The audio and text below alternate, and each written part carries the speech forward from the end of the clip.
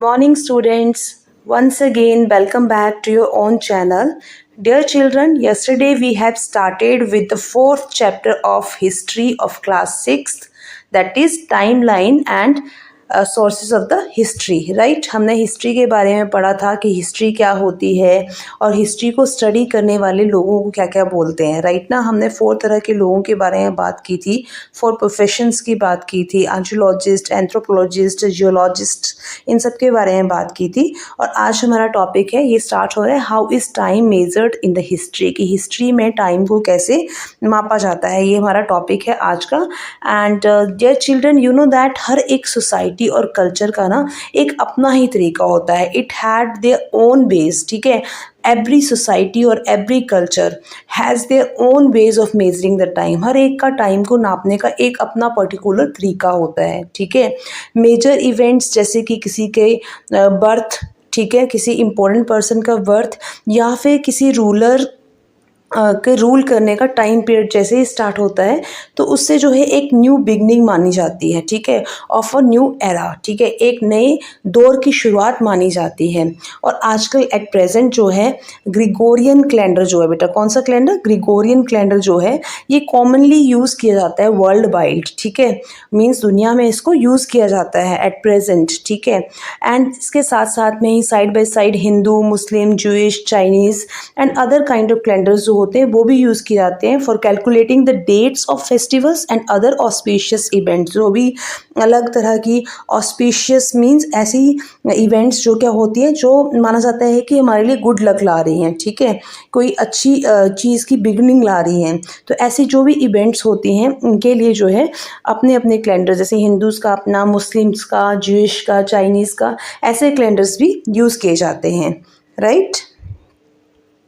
Then next है हमारे पास, in the west the conventional year for Jesus Christ birth has generally been taken to be the starting point for this calendar, ठीक है। जो best हैं, best की countries हैं, वहाँ पे क्या है, जो जीसस क्राइस्ट है ना बेटा, उनके बर्थ का जो ईयर है ना उसको क्या माना जाता है, स्टार्टिंग पॉइंट माना जाता है for this kind of calendar, ठीक है। Years are counted forward, years को आगे की तरफ भी काउंट किया जाता है एंड ईयर्स को बैकवर्ड भी काउंट किया जाता है, राइट ना। आपने बहुत बार देखा होगा कि ईयर्स के साथ CE is written, sometimes CE is written, sometimes BCE is written and at the same time AD is also written, right. ये जो होता है अलग अलग तरह की टर्म्स जो होती है लिखी जाती हैं, एब्रीवेशंस लिखी जाती हैं। तो अब इनका मतलब क्या है, ओके, ये हम देखते हैं यहाँ से। Just a second, let me clear this, okay. So, years are counted forward from this point and used to be marked with AD. AD is abbreviation for a Latin word, ठीक है, और phrase, Latin phrase इसका मतलब होता है to the year after Jesus birth, ठीक है। AD का मतलब क्या है कि ऐसे years जो कि जीसस क्राइस्ट के बर्थ के बाद के हों, ठीक है, जीसस के बर्थ के बाद के, ठीक है। आप यहाँ से याद रख सकते हैं, ए का मतलब होता है एनो डोमिनी, बट यहाँ पे आप बोल सकते हो कि आफ्टर, ठीक है, after the birth of the Jesus Christ, ठीक है। ऐसे ईयर्स जो जीसस क्राइस्ट के बर्थ के बाद के हैं ना बेटा, उनके साथ हम लोग AD यूज़ करते हैं, ठीक है। और एट प्रेजेंटली इसको हम लोग CE भी बोलते हैं। CE means common era across the world, ठीक है। अब इसको एक एग्जाम्पल से समझते हैं हम लोग, राइट। यहाँ पे example is given to you कि 1947, the year India gained independence, can be written as 1947 AD और 1947 CE। इसको दोनों तरीक़ों से लिख सकते हैं क्योंकि 1947 जो है वो जीसस क्राइस्ट के बर्थ के बाद का ईयर है ना बेटा, उनके बर्थ के बाद क्या है, after the birth of Jesus Christ. तो इसीलिए हमने क्या लिखा, इसको अगर हम लिखते हैं 1947 AD, then even it is correct. If we write for it 1947 CE, then also it is correct, right. अब similarly the years before the birth, अब जीसस के बर्थ के बाद की तो हमने बात कर ली, but about before the birth of the Jesus Christ, है ना, जीसस क्राइस्ट के बर्थ के बाद के बारे में क्या बात करें।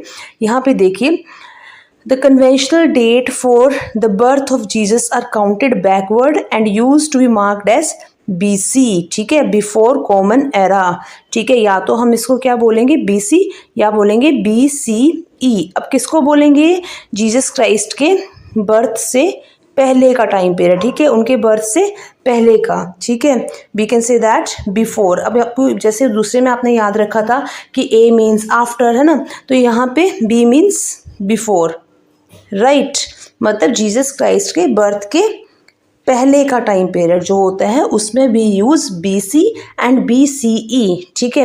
अब इसको एक एग्जांपल से समझते हैं। Like here the example is given to you of, for example, 560 BC is an approximate year of the birth of Gautam Buddha whom we meet in chapter 7, जो हमारा चैप्टर 7 होगा जिसके बारे में हम पढ़ेंगे।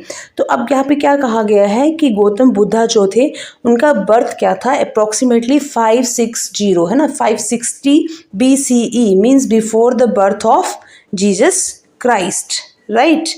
तो ये यहाँ पे आपको साथ में एक इस कैलेंडर की बात की गई है जो ग्रिगोरियन कैलेंडर है उसके बारे में बताया गया है। साथ में ये बताया गया है कि इट हैज़ कितने मंथ होते हैं इसमें, सेम लाइक आवर कैलेंडर, क्योंकि वर्ल्ड वाइडली यही यूज़ किया जा रहा है। तो 12 months, right, no spaces there, and 365 days plus 1/4 days, है ना, 365.25 डेज। जो हमारी अर्थ होती है ये क्या करती है, आपको पता होगा, आपने पढ़ा होगा अपनी छोटी EVS की बुक्स में भी पढ़ा होगा कि हमारी जो अर्थ होती है सूर्य के चारों तरफ, सन के चारों तरफ क्या करती है, जो ऑर्बिट होता है ना उसमें चक्कर लगाती है।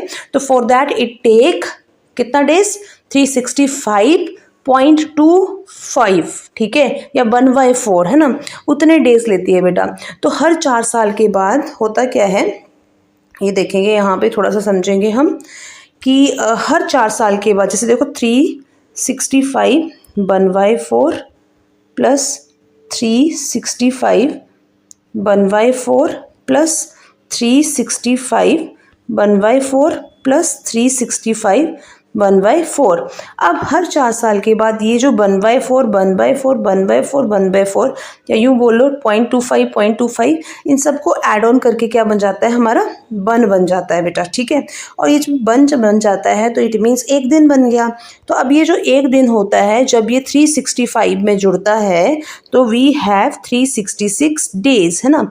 और ये जो 366 डेज जहाँ भी जिस भी साल में आते हैं उसको हम क्या बोलते हैं, आप सबको पता होगा, यस, उसको हम बोलते हैं लीप ईयर। क्या बोलते हैं हम, लीप ईयर बोलते हैं, ठीक है। और ये लीप ईयर कैसे मीन्स कैसे पता चलता है कि अभी ये वाला ईयर लीप है कि नहीं है, तो ये पता चलता है जब इसको हम डिवाइड, जैसे हम एग्जांपल लेते हैं यहाँ पे 2024, जब ये 4 से पूरा डिवाइड हो जाता है 5 and 6, राइट, तो ये क्या हुआ, हमारा लीप ईयर हुआ, ठीक है, जब ये टोटली डिविजिबल होता है। अब मैं बात करती हूँ 2025 जो भी हमारा चल रहा है, ठीक है, डिवाइडेड बाय 4 क्या होता है, डिवाइड ये पूरा नहीं होता है, ठीक है, पॉइंट्स में आंसर आएगा, है ना, दशमलव में आंसर आएगा, तो इट मीन्स ये लीप ईयर नहीं है, ठीक है बेटा। अब यहाँ पे देखिए ये आपको एक टाइम लाइन दिखाई गई है, ठीक है।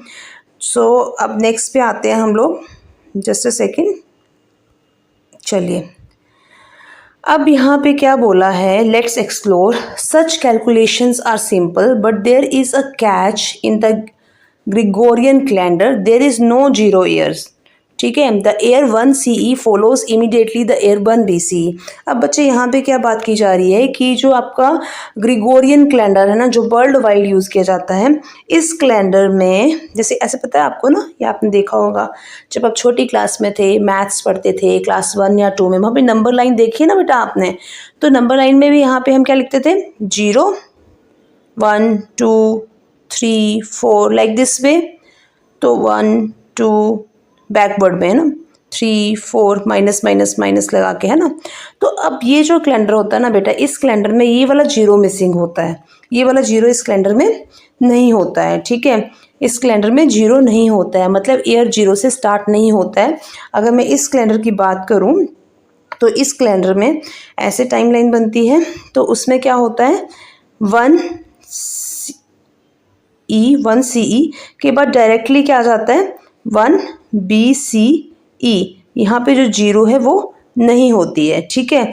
तो इस तरह से क्या होता है, हमारा जो 2 CE और 2 BCE के बीच का जो होता है 3 ईयर्स काउंट होते हैं, 4 नहीं काउंट होते हैं, ठीक है, क्योंकि 0 का ऑलरेडी एब्सेंस है। और जब हम ऐसे कैलेंडर को यूज़ करते हैं to count the years between, तो उसमें हम क्या करते हैं, जो नंबर्स हमें काउंट करने हैं उनको काउंट करते हैं। जैसे लिखो so the calculate the numbers of years between BCE date. इसको चलो ड्रॉ करके ही समझ लेते हैं, थोड़ा सा वीडियो लंबा हो जाएगा बट समझ लेते हैं। जैसे ये, ठीक है, तो यहाँ पे 1, ठीक है, इस साइड में CE रख रही हूँ, इस साइड में क्या रख रही हूँ, BCE, 2 1 2।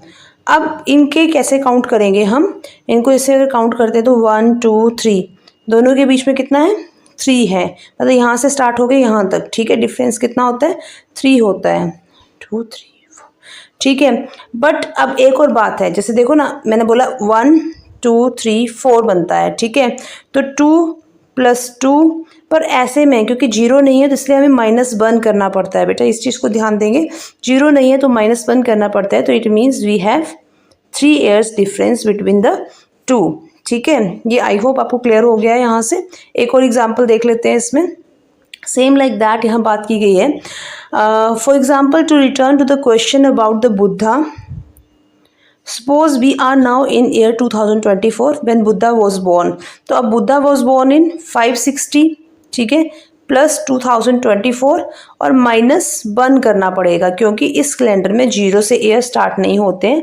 Then we have the answer 2583 years, right.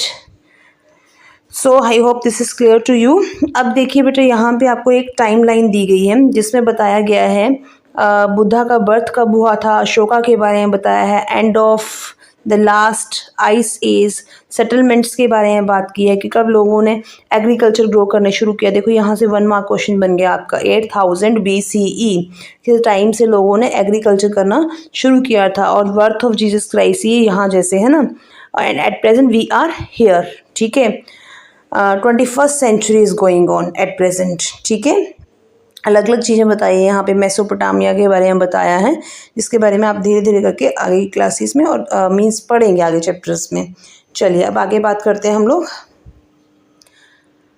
ये टाइम लाइन, लेट मी सी, ओके 12 मिनट्स का वीडियो हो गया है, थोड़ा सा टाइम लाइन के बारे में बात करते हैं, बाकी आगे मैं कल समझाऊंगी आपको। ये टाइम लाइन क्या होती है बेटा, अगर मैं आपको कहूँ कि आपको अपनी लाइफ के बारे में मुझे बताना है तो आप कैसे बताएंगे? आप ऐसे थोड़ी बता देंगे मैम मैं 6th क्लास में हूँ, ऐसा करता हूँ वैसा करता हूँ, नहीं, आप शुरू से बताएंगे, ठीक है। आप बोलेंगे मैं UKG LKG में था, then I went to UKG के बाद आपका फर्स्ट है ना, नर्सरी मैंने काउंट नहीं किया यहाँ पे, nursery, first, second, third, fourth, fifth, so on, then 6th, right ना।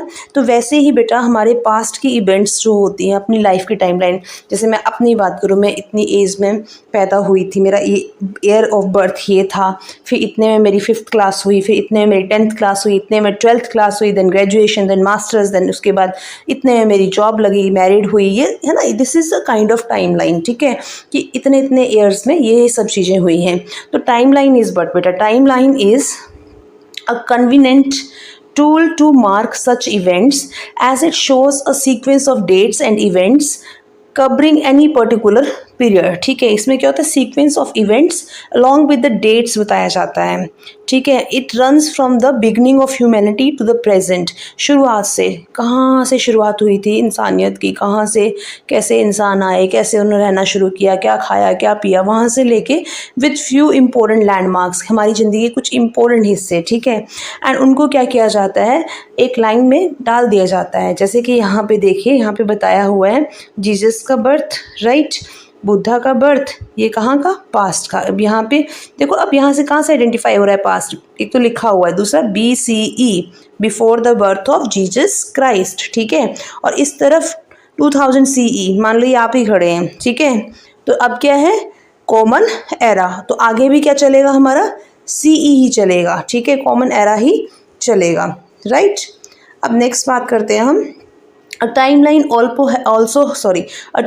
also helps us in understanding the order in which historical events take place. ठीक है, even without looking at dates. Now you can see that the birth of Buddha occurs before the Jesus Christ. यहाँ से भी हमें ये चीज़ समझ आ रही है. ठीक है बेटा, आज के वीडियो में इतना ही करूँगी, 15 मिनट्स का हो गया है. तो आई होप आपको ये चैप्टर क्लियर हुआ होगा. जो टॉपिक आज हमने पढ़े हैं वो क्लियर हो गए होंगे. अगर आपको ये चैप्टर क्लियर हुआ, आपको अच्छा लगा, आपको समझ आया, तो please like, subscribe and share to the channel and also do comment. बेटा, आपका कमेंट जो होता है वो मोटिवेट करता है to post video on a regular basis. Thank you all. God bless you. Thank you.